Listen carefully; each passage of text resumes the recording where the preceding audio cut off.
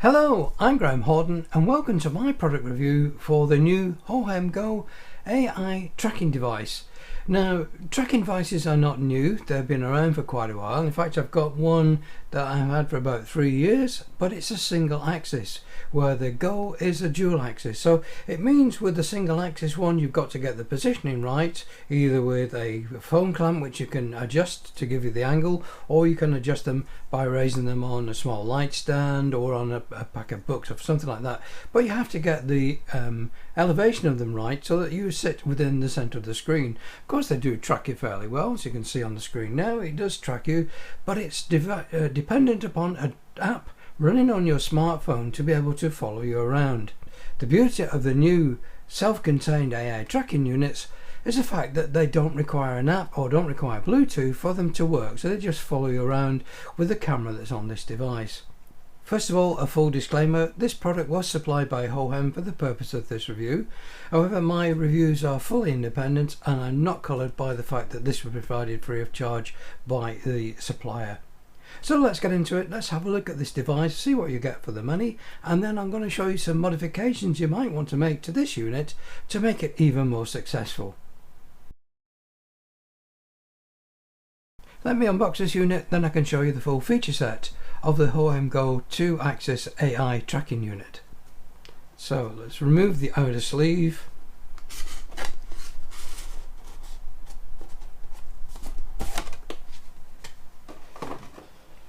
And if we open the box, you can see the contents of the device. You've got the user manual, which is multi-language, so you've got all the operational guide for setting up and using the device. Inside we've got another compartment which you can lift out. It's got again the basic instructions of how to mount the unit, your phones into the unit. So let's remove that, and now you can see the actual device itself, quite nicely presented in this case. There is a small package here which has got the USB-A to USB-C charging lead, so you can charge this from a 5-volt supply, be it your laptop or a power bank or a wall socket. You can charge the unit over USB Type-C power delivery. Let me try and remove this device from the unit for you. Probably easier to remove it from the case and then remove it from its packaging. It's quite a tight fit in the preformed foam case. So this is the Hohem Go 2-axis tracking device, quite nicely presented in this sort of futuristic style of case in a nice just off-white colour. We've got the actual camera platform, which is the top half of this device. You can see the camera in here, which is used to vision your body so it can actually follow your tracking. We've got a phone clamp on the top here, which has got some silicone pads in here so you won't damage the phone, and a ratchet device on here which allows you to change the position of the clamp. So again, we would mount your phone in the clamp. When you're mounting the phone in the holder, you can obviously have it in the 16:9 landscape mode, or you can turn it into the vertical mode if you want to use it for those social media platforms like TikTok or so, which want the vertical format. You notice here in the device there's a cutout which gives you access to the record button. So if you've got a phone where the record button is almost at the bottom of the phone, this little recess allows you to get your finger in there to press the recording button. It's probably better to use some sort of remote control device like one of these Bluetooth shutter controls, which will start and stop you recording video. If you've got an Android phone, then you can use voice recognition. There was voice recognition up to iOS 15 with the Apple devices, but unfortunately with iOS 16 that broke the shortcuts which allowed you to set up the camera so it could be controlled by voice. Hopefully they'll repair that shortly. So with Android you can use voice control, or with iOS you can use a remote Bluetooth shutter to start and stop recording. Let me put this back into the usual landscape mode that I would shoot in for 16:9 video. So to start the unit in its tracking mode, we need to turn it on. To do that, we need to press the power button here on the front of the device and hold that for about 3 seconds. Notice now we get a blue light. That means we're in the standby mode, so it's ready for a gesture to start the tracking. On the base of the unit you'll find there is a standard 1/4 threaded mount, which allows you to mount this onto a light stand, tripod or a small table tripod if you wanted to increase the height of the unit to give you better positioning for things like Zoom or your OBS broadcast. To give you a better view of it, I'm going to mount this on a small tripod so we can actually see this in the video. I'm going to screw that into that 1/4 threaded mount. It does have a silicone base, so you can actually stand this on a table and it won't scratch it and it won't move around, but for this demonstration I'm going to actually place it on the table. So what it's looking for is a gesture, and the gesture to start tracking is the OK symbol, and to stop it you would use a flat hand. So the camera needs to be facing you, so I'm just going to turn that tripod around. Let me square that up so it's correct. I'm going to turn on forward facing camera so the camera will actually record what we're going to see. I'm going to start the video recording on the iPhone 11 Pro here, and I'm now going to give it the OK gesture, which is this symbol. You notice that the camera there moved into position, and if you put a flat hand it will stop recording. A OK gesture would start recording. So at the moment we now got a green light on there, which means the device will track me. So if I move from side to side, you'll notice that the device is now following me around, and you can see that in the video. It has a degree of movement of plus and minus 15 degrees. So at the moment it's in the level position. If I was to stand up slowly, it will follow me up, and if I was to lower down, it would follow me down. So in its rest position you want the camera to be showing the head and shoulders, if you like, for the correct position. If you're a person like me that tends to use your hands quite a bit for a demonstration, be wary that if you bring your hands up for any reason it will stop tracking. So again I'll start it tracking. Now you may find that the camera positions you too close to the top of the frame. You can see on the video now that my head is almost at the top of the frame. If I stand up slightly, the tracker should follow me up, and if I sit down it will follow me down, and you notice that my head goes almost to the top of the screen. If I move back, then obviously I'll move further away, but you may want to be closer to the camera.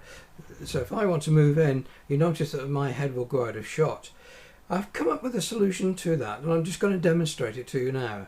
So what I've done to overcome the problem is to actually mount the camera on a grip, which has been held in the device with a small piece of wood which I drilled and put a 1/4 threaded screw in there, which allows me to mount this into the top of the camera platform, and then I can mount a phone clip on top of the device. You can see that from a shot here where we got the wooden block with the screw in there attached to a pivoting mobile phone holder. So it means that I can now position the camera. As you can see on the screen now, I can actually position the camera with a little bit more headroom. If I felt that that's still too low, then I could actually tilt the camera down a little bit to position me further to the top of the screen. So again, it's still going to track me, and if I move back we're going to get that head clearance as we would normally, but it does give me that facility of now positioning the camera a little bit more accurately than if the camera gives you the wrong setting. Now with that same clip, which I believe Hohem are going to come out with a similar idea with plastic with a spigot on the top, you could mount things like your action camera and use that with voice control, and again start and stop your recording using voice control. You could even use a small travel zoom camera or a small compact camera like the Canon G7X Mark III, which will record in 4K video, which gives you obviously some nice images with shallower depth of field than you can get with your iPhone. So that is an option. If you've got one of these lens cameras, again an ideal solution to go on top of this device to give you some better 1080p video. So there's some options, and I'll be showing you how they work with this device later in this video. So again, this is an optional extra which I hope will be available from Hohem not too distant future, but again it's just a piece of wood which will fit into that clamp with a 1/4 threaded bolt in there to allow you to mount additional equipment. Now the payload of this device is around 480 grams, which allows you to use the Pro Max type smartphones, small tablets like the iPad mini, or even the 10-inch iPads. Providing you can get them in the clip, which gives you about 13mm clearance, you can mount them into the device. The only problem I've had with the larger tablets is if you got them in the portrait mode, they tend to topple backwards if you're in a position where the camera is trying to lean backwards. So it's better if you put it onto a small tripod like this to give the base some extra stability rather than risk your larger tablets falling over. With the smaller tablets, there's absolutely no problem with them in the vertical mode. It's only those larger, heavier 11-inch tablets, if you've got the camera tilted back, that they might topple over. In operation, it's very smooth. There's very little motor noise, so if the camera is mounted directly in the camera cradle, it won't pick up any motor sound. There is a little bit of backlash in the actual panning moment. If I can see that, there is about a 2 or 3 degrees slackness in the geared stepper motor drive that's in this device. The actual device has a roller bearing in the bottom, which gives you a very smooth rotation. It's just this backslash in the stepper motor drive which giving you that backlash. That only manifests itself as you change direction. So if you go from one direction, let me start this recording and start the camera recording. If I move to the left, it will track over fairly smoothly. But if I come back to the right, I'll start to move, and there's a little bit of delay before the device starts to move back to the right hand side. You can probably see that slight delay before it moves back over, but that's just the extreme edges of movement. If you're going from one direction to another, there'll be a slight delay. It's more noticeable if you are further away. You will notice that delay. As you'll notice when we go outside, there will be a slight delay from side to side. Up and down doesn't seem to be a problem at all. It's nice and smooth and well controlled, even with the larger tablets on it. If you were to charge this device, you can charge it and use it, but providing you're not doing a 360-degree pan. If I just stop recording for a moment and I just turn this around so I can plug it in, I'm going to plug this lead into the USB port. If you notice now, the light is pulsing, which means that it is charging. If the device was turned off, if I just turn the device off for you, it would be red and pulsing to indicate that it's charging. If you were in the normal operation and the red light started pulsing, then you know that you're down to 10% battery power and you need to stop filming and start to charge it. But in this mode, providing you're not doing 360-degree rotations, you can actually use and charge the device simultaneously, so there isn't a problem with that. If I give it the OK symbol, it will move, and providing you've got flexibility in your cable, it will continue to move around without much problem. Now there is a feature within this unit which allows you to do a 360 single sweep or 360-degree continuous sweep. The choice is there by giving it a double click for one 360-degree sweep or a triple click to give you a continuous rotation. So if you're recording video, you'll get a 360-degree sweep. So let me do a double click. The light will turn orange and start flashing, and the unit will now make one 360-degree sweep, which takes about 25 seconds to do that complete sweep. So it will come back to the home position and then it will stop. So again, if you were recording video, you would have a 360-degree video. So it comes back to the home position and it will stop. If I wanted to have this rotating continuously for some reason, a triple click will start the unit again doing a 360-degree sweep, but instead of stopping at the home position, it will carry on to rotate until you press the button to stop it rotating. If you go off screen, and if I just start this recording, if you go off screen quickly, then it will lose tracking, but will actually resume tracking once you come back to the screen. So I'm going to exit off the screen left very quickly. So it's lost tracking and the light has gone to blue. Now if I come back into screen, it's picked me up again and it's started to track me. So it will stay in a tracking mode even if you move off screen and it misses you. That time it caught me and come back in, but if it was to miss you, then it will carry on tracking once it picks up the body. So we're outdoors now with the Hohem Go. We're not in the tracking mode at the moment, we're in standby, so I'm just recording the normal footage from the iPhone 11 and we're using the Rode Wireless Go for the audio, and it's plugged into obviously the Lightning port. So let's start the facial tracking with using the OK gesture. So again, I'm about 1 meter away from the camera, so we'll use the OK gesture and you can see that the camera is now moved in position. Again, I'm using that clip so I can adjust the angle to which the camera is pointing rather than let the platform decide where to have the positioning. So I'm just going to steadily move around the device. We're going to do a 360-degree walk around it at a reasonably slow pace. So it is tracking me. We'll obviously lose some brightness as we go out, and the sun has caught the lens there, so it stopped tracking. It's picked me back up again. You can see the flare on the camera, so that's going to be picked up by the tracking device as well. So again, coming into shade for the lens, so that should be better. Maybe a deeper recess on that lens would stop this again, so let's try that one more time. Let's go so that the lens is pointing towards the sun. We're going to lose, you can see now it coming in on the iPhone, we're getting the flare coming in from the top, and that's going to be picked up again by the tracking camera. So it's been okay this time. So come back to the start position. And now I'll change direction, and we should notice that very slight delay before the camera picks up and moves again to the right. So there's that slight delay between the mesh of the gears within that stepper motor. So I'm moving before the camera's moving. So let's walk around at a faster pace and see how fast it can track me. So that's a fairly fast walking pace, and it's managing to keep up. Go the other way. So that's keeping up, and let's try a faster jog. Just about going off frame, so that's about the limit of the speed at that distance, which is about 1.5 meters away. But it is managing to track me. So if you're doing any sports activity and you wanted to use this device to track your sports, then it's obviously going to be able to keep up with you.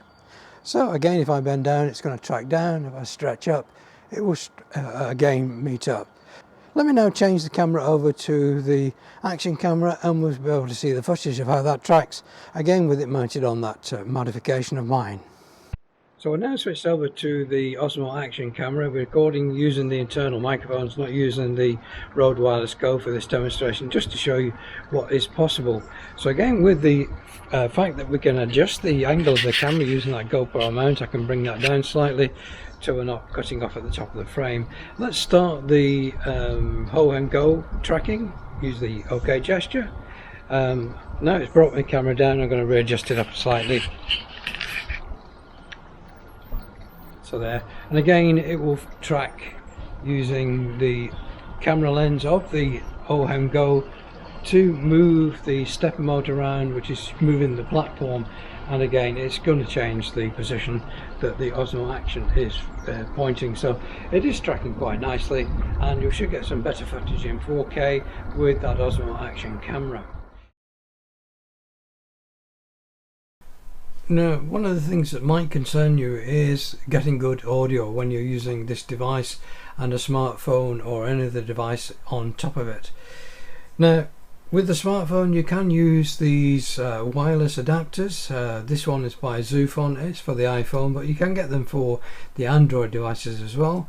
And basically they just clip into the Lightning port on your device, and then you've got a transmitter, which again you just press the button to bring the power on, and then you can connect from your lavalier mic here wirelessly to the device, and you can stream away or move around without the problem of wire interconnection.